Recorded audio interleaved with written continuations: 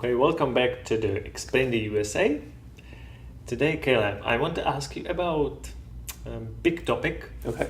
So I hope you can try to make it more simple for me, if you can. And that will be talking about the police. I want to know about police in America. Can you say something about that and make it a little bit simple? I can. I'm not sure I'll make it more simple, but I can try to clarify some things. Okay.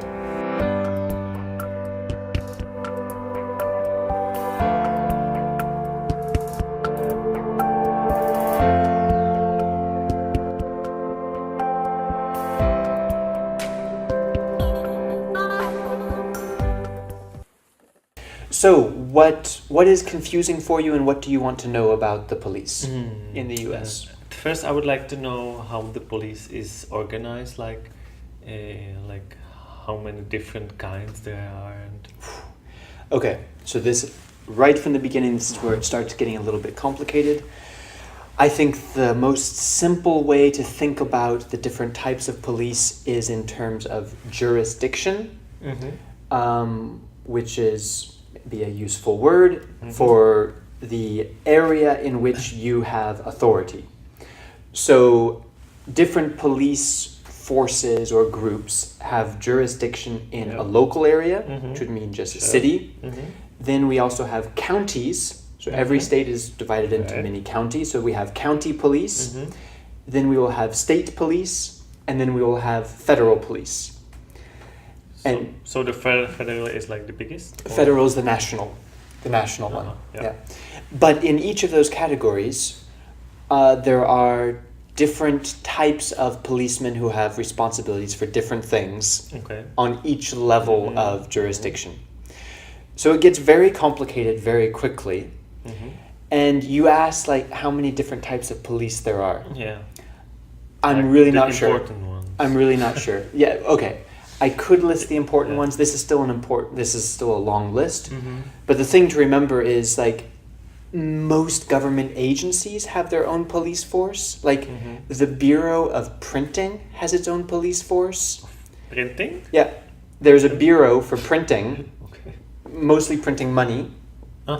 But they have a police force. So there are people who are police of the Bureau of Printing. So very quickly, the different types of police multiply. Now, if we ask how many different police forces there are on local, county, state, and federal level, do you want to guess how many different police departments there are? Like altogether? Altogether in the country. Okay. I would say, seems like a lot. I would say 50.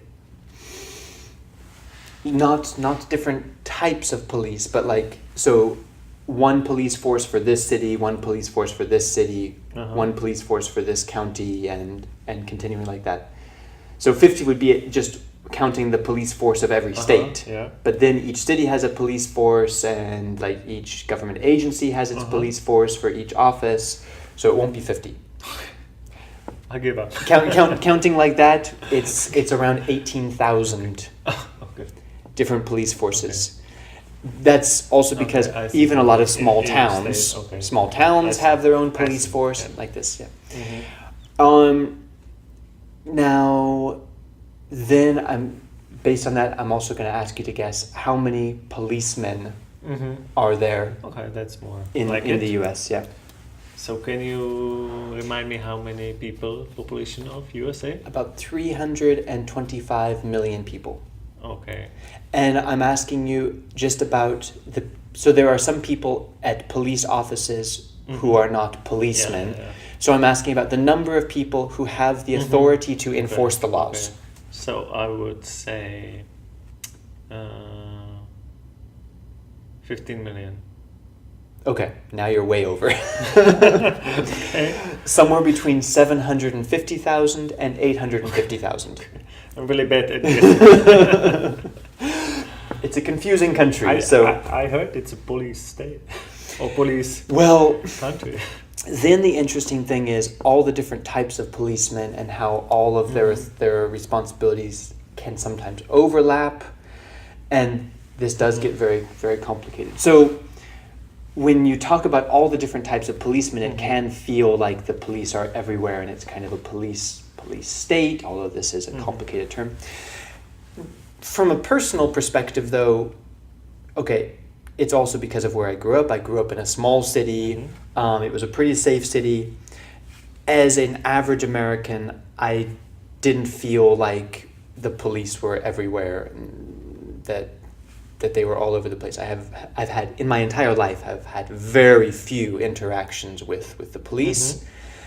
And usually it's only if there's some sort of problem that you were speeding or maybe your lights are out or so it's, in my opinion, we don't have daily interactions with the police, maybe not even yearly interactions.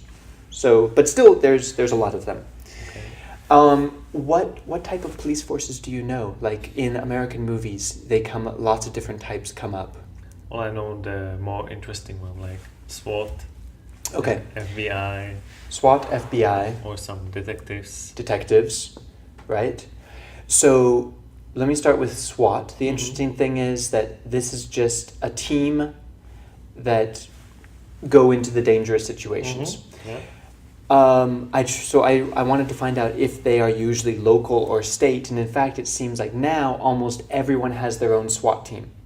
So if you see a SWAT team, you don't know if they are part of the local police, state police, and most FBI offices in each state and major city. Each FBI office has its own SWAT team. Okay, so there's a lot of SWAT. Yeah, so the jurisdiction of SWAT is basically whoever is in control of the situation but there. all the time it says SWAT, nothing else. That's a good question.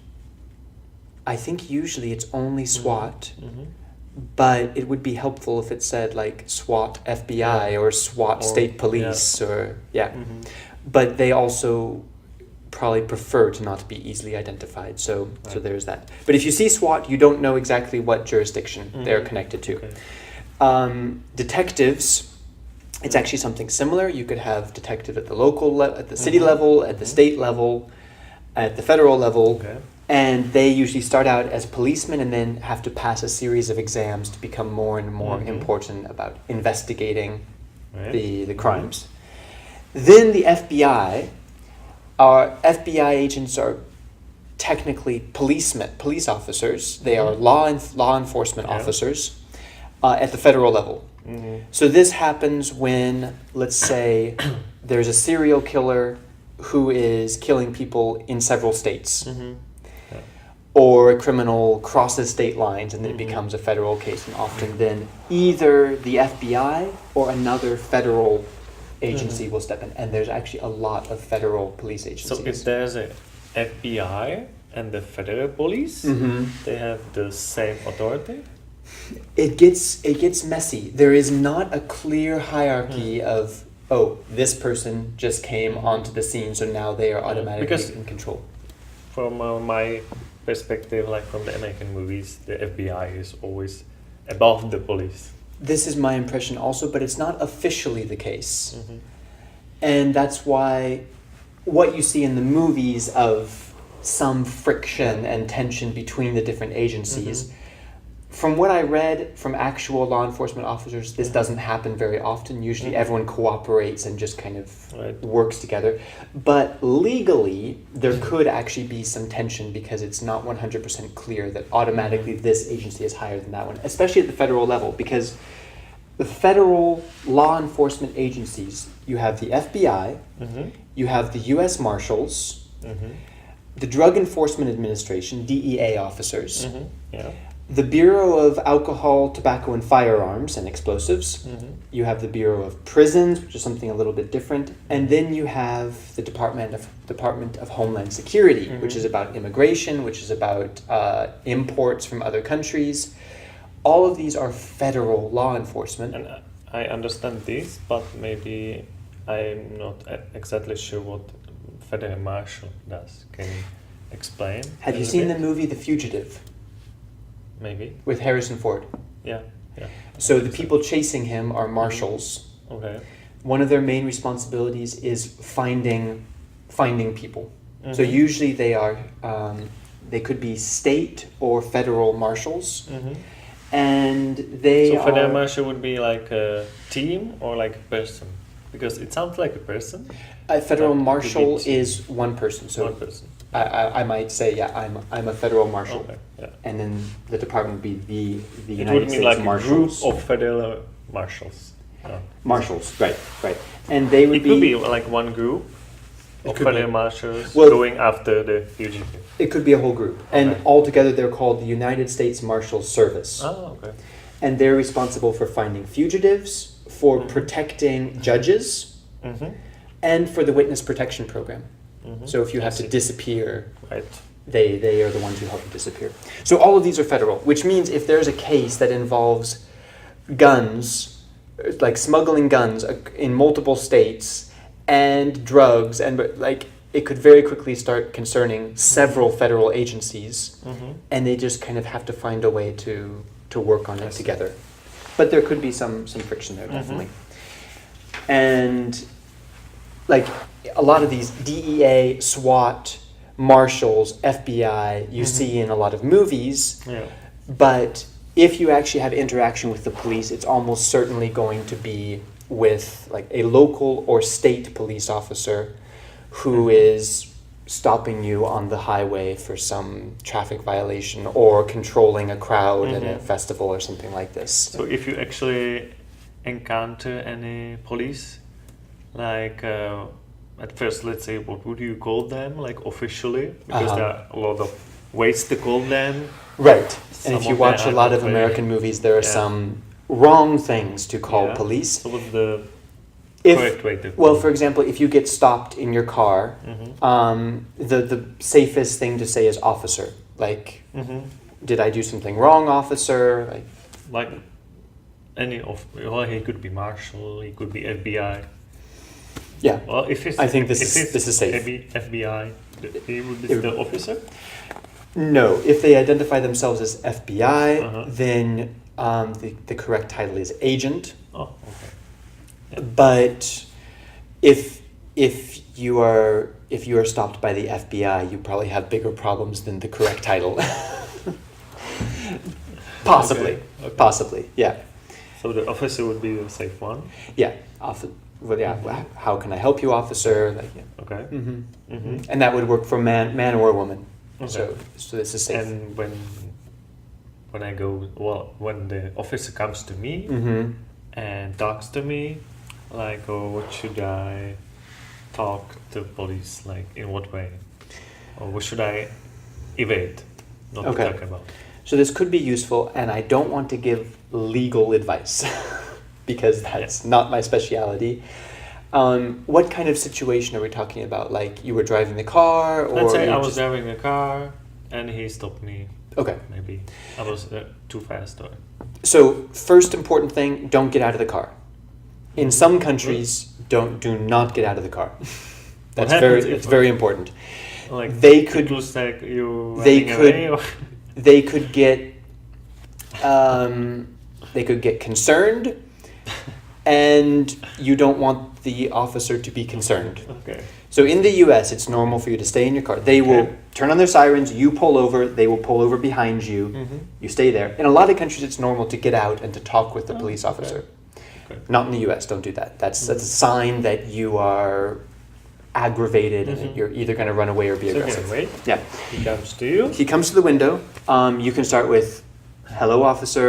Did I do something wrong? Yeah. Like, is there a problem, officer?" You've seen this in the movies, and this is a pretty safe way.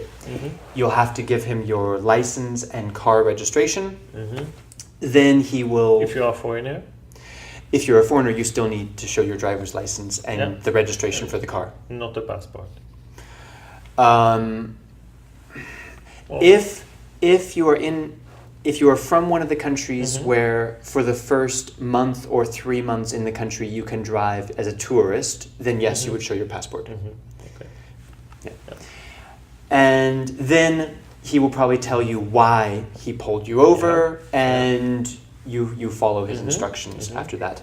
One thing I can say is that you don't have to let him search the car if he wants to. and if So he will ask me if he No. can. usually they don't ask to search the car. It's only if they think there's something suspicious, Okay. they might want to Okay. or ask to. And if they ask to give you test, like you are not drunk, This you have to do. You have to take the test. If you don't, they can arrest you and then take you to the police And office. the test for being drunk, is it like A breath. breath? The breath you Because breathe into it. Yeah. Sometimes in the movie they're testing you, they get you out, and you like walk straight on the line. And I don't know how common this is, but I think that's mostly Hollywood, because it's not very scientific. It will almost always be the breathalyzer Okay. test. Yeah. And in this case, you have to do it. Now, in other situations, if they knock on your apartment door, What happens if you don't do it? Because, for example, in Czech Republic, if you don't do the breathalyzer? in Czech Republic, he have to ask you if you agree. Will you agree to do it? In the US, you don't have to do it, but if you don't, they have the right to arrest you. Okay.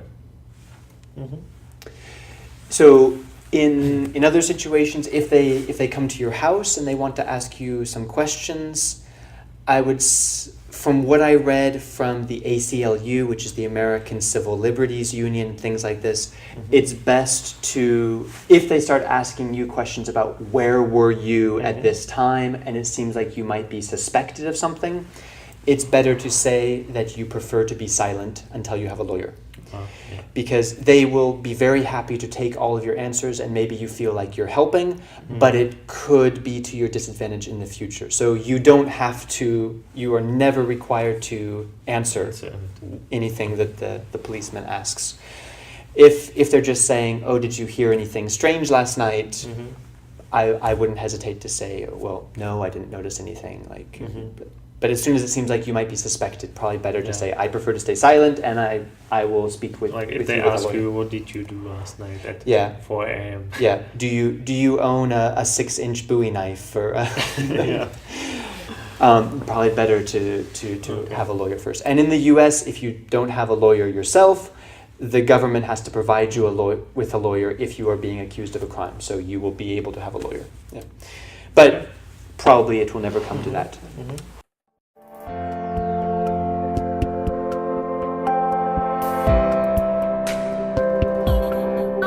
All right, so I hope at least it's a little bit clearer the different types of policemen and who you are likely to encounter. Definitely is. And I'm sure we're gonna do some more of the police section in the future. If you're interested in something specific about American police, let us know, and we'll try to do a video about it. And if you are new to the channel, please subscribe to see more interesting things about the USA. Thanks for watching, everyone. Thank you.